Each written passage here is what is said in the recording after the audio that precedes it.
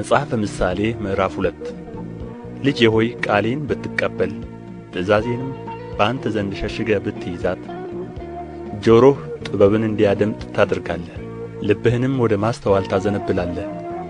ረቂቅ እውቀትን ብትጠራት፣ ለማስተዋልም ድምፅህን ብታነሣ፣ እርሷንም እንደ ብር ብትፈላልጋት፣ እርሷንም እንደ ተቀበረ ገንዘብ ብትሻት፣ የዚያን ጊዜ እግዚአብሔርን መፍራት ታውቃለህ፣ የአምላክንም እውቀት ታገኛለህ። እግዚአብሔር ጥበብን ይሰጣልና ከአፉም እውቀትና ማስተዋል ይወጣሉ። ለእርሱ ለቅኖች ደህንነትን ያከማቻል፣ ያለ ነውር ለሚሄዱትም ጋሻ ነው። የፍርድን ጎዳና ይጠብቃል፣ የቅዱሳኑንም መንገድ ያጸናል። የዚያን ጊዜ ጽድቅንና ፍርድን መልካም መንገድን ሁሉ ታስተውላለህ። ጥበብ ወደ ልብህ ትገባለችና እውቀትም ነፍስህን ደስ ታሰኛለችና።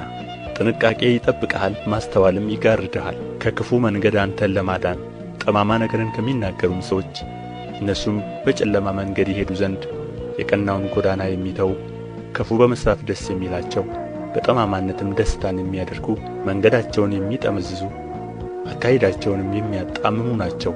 ከጋለሞታ ሴት አንተን ለመታደግ ቃልዋን ከምታለዝብ ከሌላይቱም ሴት የሕፃንነት ወዳጇን የምትተው የአምላክዋንም ቃል ኪዳን የምትረሳ፣ ቤቷ ወደ ሞት ያዘነበለ ነው፣ አካሄዷም ወደ ሙታን ጥላ። ወደ እርሷ የሚገቡ ሁሉ አይመለሱም፣ የሕይወትንም ጎዳና አያገኙም። አንተም በደጋግ ሰዎች መንገድ እንድትሄድ የጻድቃንንም ጎዳና እንድትጠብቅ። ቅኖች በምድር ላይ ይቀመጣሉና ፍጹማንም በእርሷ ይኖራሉና፣ ኀጥኣን ግን ከምድር ይጠፋሉ፣ ዓመፀኞችም ከእነርሷ ይነጠቃሉ።